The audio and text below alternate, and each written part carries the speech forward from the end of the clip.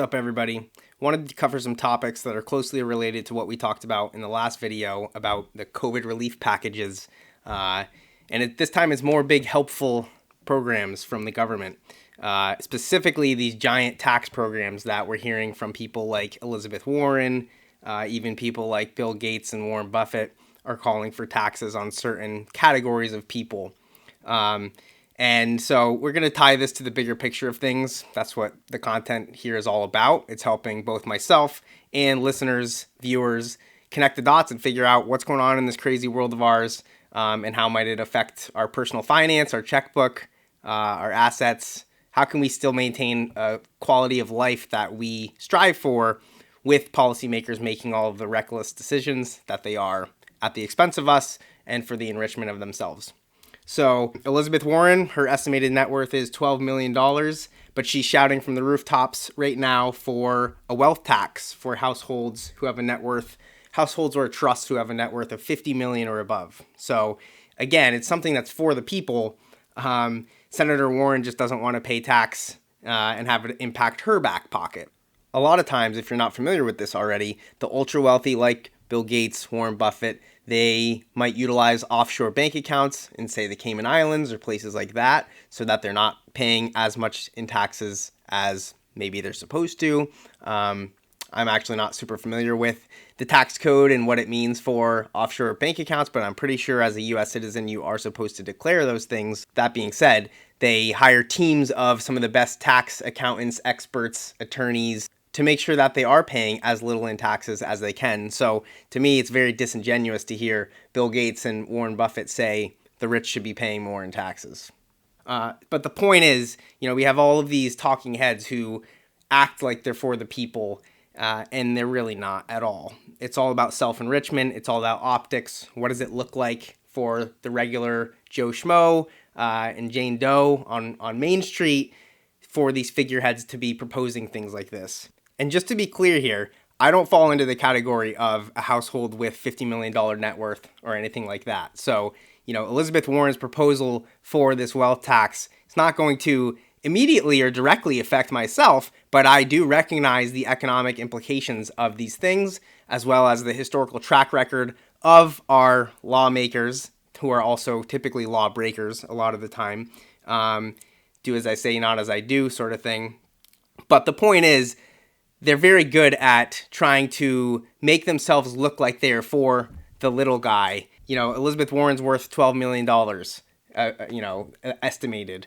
She cannot really relate to you or I, and she's incentivized to stay in power, get reelected, pander to certain target demographics, and that's how she's gotten to where she's at, and how she'll probably remain in power unless people start to wake up. And I'm not trying to single out Elizabeth Warren.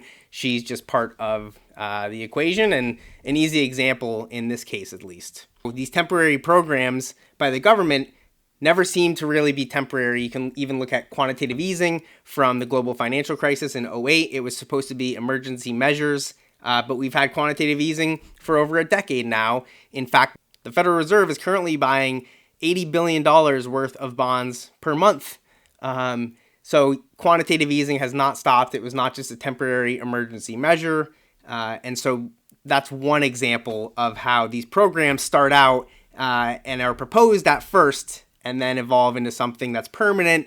And even if I'm not in the $50 million household net worth category for that wealth tax, there's going to be unintended consequences, trickle-down effects.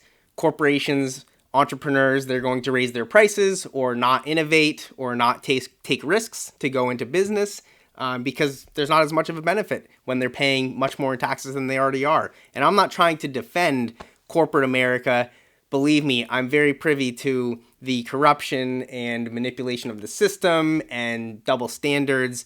But economically speaking, raising taxes on corporations, raising taxes on certain wealthy individuals, that's just how it starts. And there's going to be both direct and indirect consequences of that for you and I, even if we're not in the $100,000 net worth household.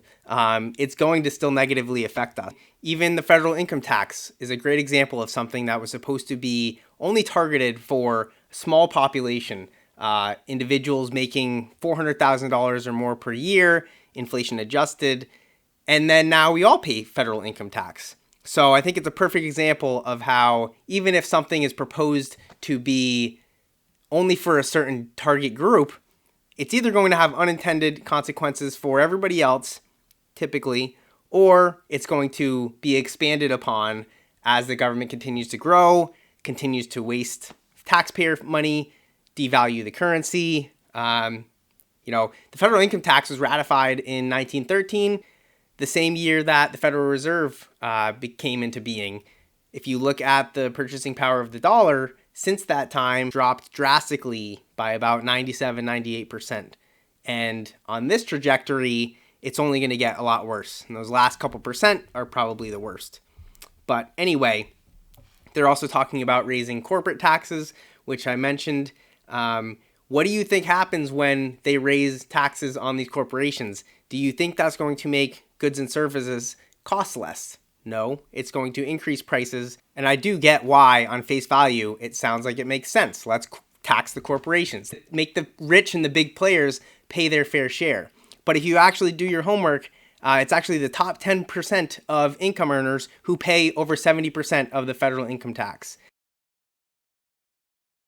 By raising taxes on these corporations, raising taxes on the super wealthy, entrepreneurs, innovators, that's only going to increase prices for you and I for goods and services, or remove those goods and services from the equation altogether because it's just not profitable for these companies and these business models to operate based on the higher taxes. So there's always unintended consequences. These pandering politicians and lawmakers are going to act like it's for the little guy and they're for you and me. But I don't know anybody who's worth $12 million like Elizabeth Warren. She wanted to cancel student debt. What does that mean for individuals who sacrificed? They never went on vacation. They worked overtime and saved every penny so that they could pay for their child to go to college, or the child themselves who worked 3 jobs, and maybe they still had a student loan, but they paid it off. They worked through summers. Maybe they're still paying it off.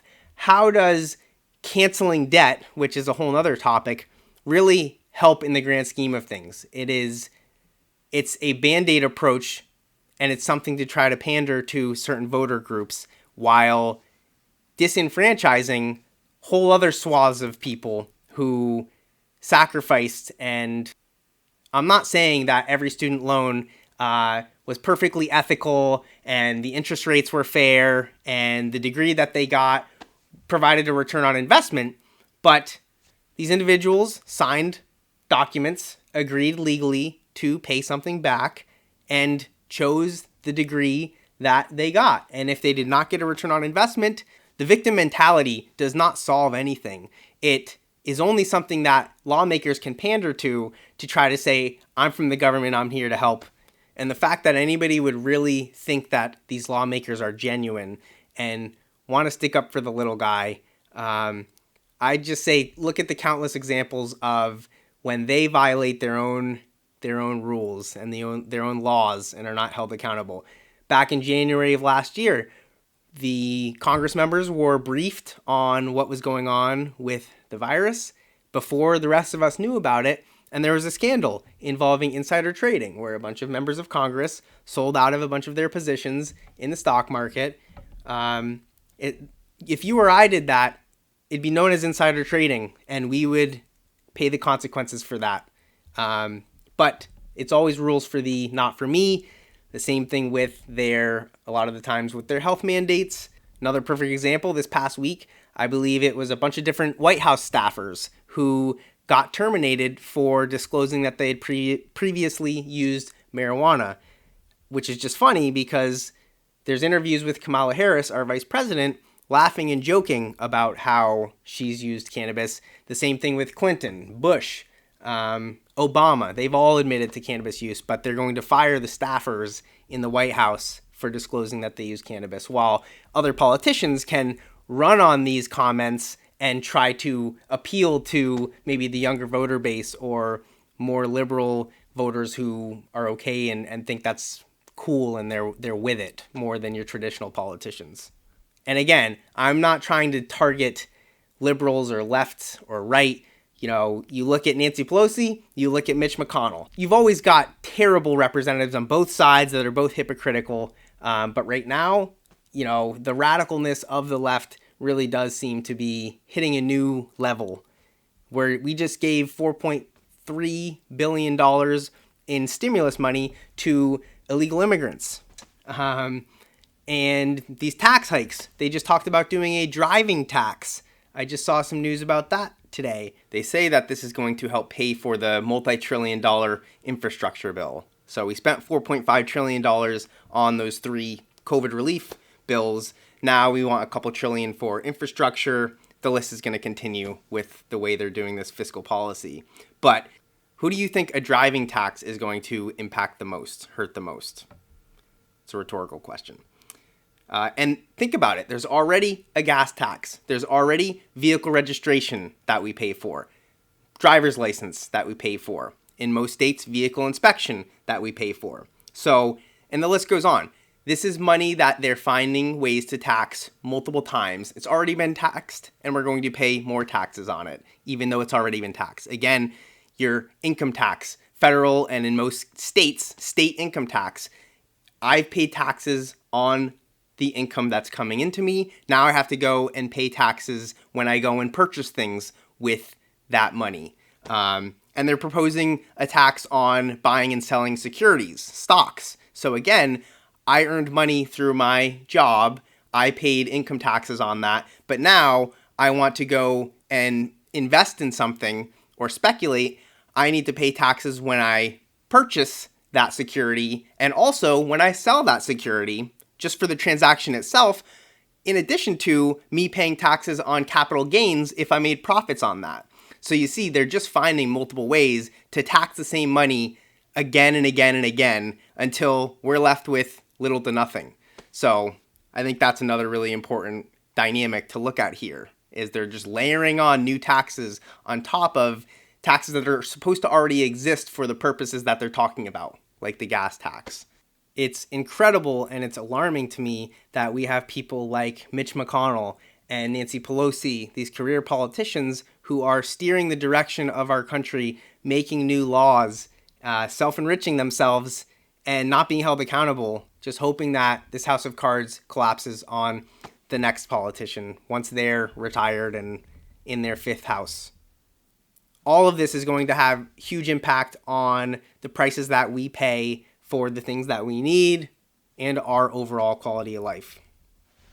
So put more succinctly, those at the top will simply enrich themselves while talking about how they're for the little guy and the minority, when in reality, their policies are what is making everybody poorer, more socially divided. Let me know what you think about all this madness in the comments below. Check out the Paradise Lost Financial Podcast on Spotify and other platforms where we analyze the financial markets and personal finance topics somewhat regularly.